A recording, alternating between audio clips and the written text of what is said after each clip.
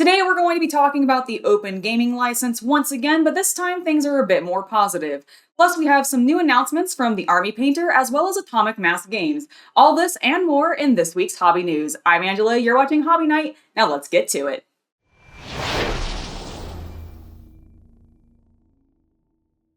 Everybody can rejoice because Wizards of the Coast has bent to the will of the community and they're keeping the Open Gaming License 1.0a document untouched and in place. It is now no longer going to be revoked. This comes after Wizards of the Coast has gotten a lot of feedback from fans and the community about how all of the changes they were presenting and bringing forward to the community going, this is what we'd like to do, were nothing what anybody wanted to be done. And to see these changes come through and to see Wizards of the Coast actually concede and agree that, yeah, this is the best course of action for them and for the community to just go ahead and keep this document in place really makes me happy to see. Now, this isn't the only big change that's coming. They're also adding additional rules from the SRD 5.1 document into the Creative Commons license so that it'll be protected under that. Basically, all of the rules from the SRD 5.1 are now protected under the Creative Commons as well as the original Open Gaming License 1.8 document, meaning that people who are wanting to create content, third-party creators who are doing things for 5th edition or any of the other editions of D&D can now do so and choose which document they want to protect their work. This is all incredibly positive news. Now, I do want to talk about one thing that does still have me mildly concerned, at least in regards to Wizards of the Coast. Because we all know that D&D 1 is on its way. Wizards of the Coast wants to move everybody over to that system, getting everybody onto D&D Beyond. And I don't know if the damage done because of the 3-week process that it was to get Wizards of the Coast to admit that maybe they should just keep the original Open Gaming License in place rather than trying to change it and upsetting everybody is already done. Like, I don't know if they can do enough, even with this change and keeping things, to actually convert more people to wanting to switch over to D&D 1 in the future. I think people are going to want to stick with D&D 5th edition because I think that's where a lot of the creators are going to also be sticking. And I'm also curious to see if people are going to just say no to Wizards of the Coast as a whole because they're upset with this entire process and stick with people like Paizo and Pathfinder, Kobold Press, and any of the people that have grouped together to create the Open RPG Creative License, which is something that we're going to talk about next, but I'd love to know what your thoughts are on everything that Wizards of the Coast has done so far. Is this enough for you? Are you going to be sticking with Dungeons & Dragons, or are you saying no to them and still sticking with some other RPG system? Speaking of the Open RPG Creative License, Paizo over on Twitter, while expressing that they were very pleased to see that Wizards of the Coast has made the decision to keep the Open Gaming License 1.a document in place like we just discussed, that they are going to be continuing forward with their own Open RPG Creative License, which they have named Orc. I haven't used that before, but it's the Orc license. It's actually very well named, and they're still going to be working on it, and I believe a lot of the creators that had already signed up with them are backing them still and wanting to work on it, which I don't think is necessarily a bad thing. Having 2 different open gaming licenses that creators can choose to produce their work under is never a bad thing. It's always, always, always good to have multiple sources of revenue, especially as an independent developer or creator.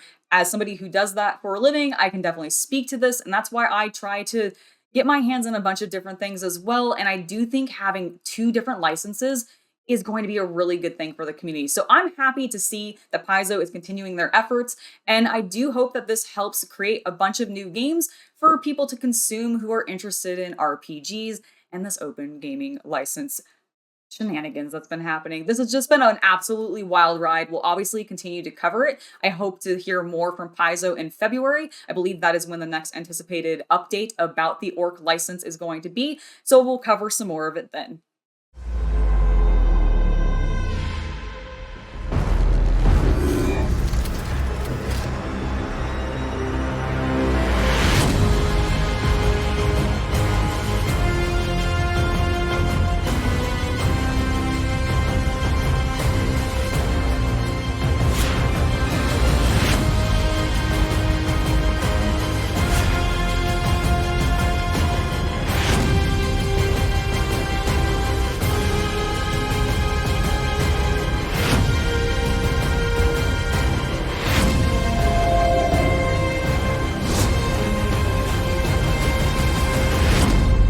on over to the world of Warhammer, we had the LVO live stream this past week, and we got some big, tasty reveals at this live stream. Now, I did do a watch along event for the live stream when it was actually going live, and that is still up on YouTube now. So if you want to know my full reaction to everything that we got to see, I would highly encourage you to check that out after this video. But some highlights were, we of course did get some more Space Marines. I think the guns are a little derp, but we always do get more Space Marines, and I do think the Dreadnought's pretty awesome with its claws. But the two biggest things that pleased me the most were the reveal of brand new Lizardmen. I think all of them look fantastic, but those dinosaurs riding chicken dinosaurs are just too good. Like, I need so many of them. They just look kind of like Chocobo. I love it, and I want that box set when it comes out. I'll probably be picking it up. The hobbyist in me is super pleased about the lizards. The gamer in me is super pleased to see the new Kill Team box set, because that also looks exceptional. I really want the terrain out of there, and I love both the armies. So,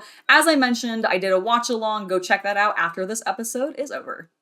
Next up, I want to talk about what we've got coming from Atomic Mass Games. A while back, we talked about Star Wars Shatterpoint, their brand new skirmish game that looked pretty amazing. I like the look of the miniatures that we were seeing, and this week, Atomic Mass did an unboxing of the core box, and now we know what the contents of it are, and I want to talk about a little bit of them because we got some standard stuff that you might expect to see. Of course, there's a cool core rule book. We've got some tokens. We have some dice with some unique symbols on them, as well as some cards that you're going to be using in the game. All things that you might expect from an Atomic Mass war game.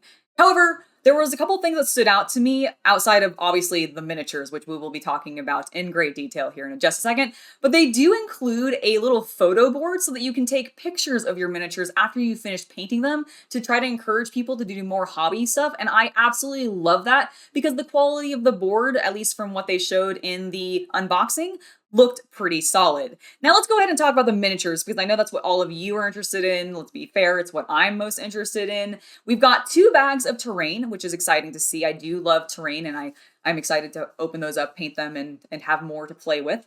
But we have 2 different factions that are coming in the core box set. 16 models in total. On one side, we have Darth Maul with his Death Watch commandos, as well as Ventress with a variety of droids, including a little trio of B1s, and I think they're just so cute. I absolutely love the B1s, but Maul and Ventress look super cool here. All of them do. And on the opposite side, we have, of course, Anakin Skywalker and Ahsoka Tano. And with them are not only some clone troopers, but we also are getting some of the Night Owls, which I just love to see because I like that both sides are getting a little bit of Mando action. I'm super hyped for this core box set, but they also had one other reveal, and that is of the first squad box. And this is a perfectly named box. It is the Hello There box, and it contains, probably very obviously, Obi-Wan Kenobi, Commander Cody, and a couple of boys from the 212th Division of Clones. And I'm so hyped for this. Like, I love the models. They're actually quite large. They sound like they're going to be 40 millimeter, which I think is larger than any other war game that I've at least experienced in the past. So I'm going to be curious to actually see them in person and compare them to my Legion models. But the detail on these things look amazing. I love the paint schemes we've already seen on them. I am definitely going to be covering Shatterpoint on the channel once I can get my hands on it. We're going to be doing some tutorials for sure. That Ventress, I am so painting her. I also think I might paint Obi-Wan Kenobi or perhaps Commander Cody. I haven't decided yet, but one of the 2 from that box set, the Hello There squad box. Just so good. I'm really hyped for this and I can't wait to find out more. Since its debut, Speedpaint has been one of the most successful ranges in the history of the Army Painter. As we prepare the launch of the next generation, it begs to question. What is Speedpaint? Speedpaint is the world's best one-coat painting solution, and it's about to get better. Last but not least this week, we have an update from the Army Painter about their Speedpaint 2.0 lineup. In the update, they go over what Speedpaint is, what they're working on, and the big takeaway that I got from it is that it seems like they have genuinely corrected the problem where the old Speedpaints would reactivate if you wet them a little too soon before they had fully dried. Now it seems like they have removed that problem, so the Speedpaint 2.0 is going to be less reactive, which is honestly good to hear because I know that was a lot of people's biggest complaint, and I'm hoping that this means a lot more people are going to be willing to try the speed paints out, give them a shot, and realize how amazing they are and get to more painting with them. I, for one, cannot wait for this new lineup to come out. I was a big fan of the 1.0 lineup, even with the reactivation problem, but the fact that they have corrected that and they're working on some additional very vibrant color tones, it makes me pleased all the way around, and I'm looking forward to more. All right, that has been it for this week in hobby news. We finally have something positive to say about Wizard of the Coast and their open gaming license. Plus, we got a variety of cool reveals from not only Warhammer, but the Army Painter, as well as Atomic Mass Games. As I mentioned, if you want to see my full coverage of the LVO Warhammer live stream, please make sure to check out the watch along that I did, which you can find now on YouTube. I'll make sure to link to that after this video is over. Before I head out, I want to give a huge thank you to my patrons for making it so content like this can continue to happen. Without your guys' support, we wouldn't be doing this, so thank you very, very much. I have been Angela, and I hope you have a wonderful hobby night.